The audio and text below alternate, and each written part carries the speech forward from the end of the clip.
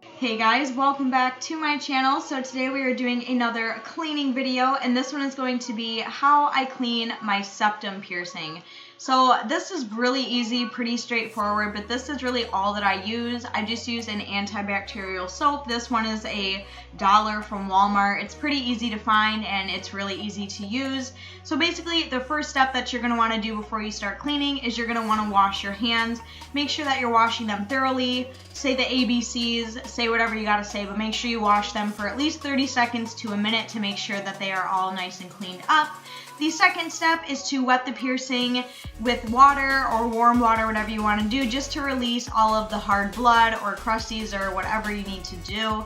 And then of course the very last step is to clean the piercing. So once the piercing is all wet, I'm just creating a lather with the antibacterial soap in my hands, and then I am simply just cleaning the piercing.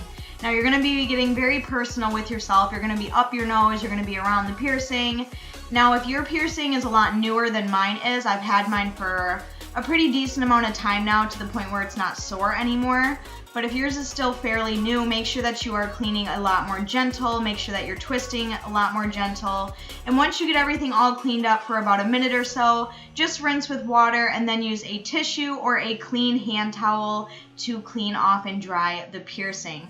Don't use a dirty hand towel because that is just filled with bacteria and yuckiness, so just use a Kleenex. That's what I like to do because it's nice and sanitary. So once you do that, that is basically all you do to clean your septum piercing.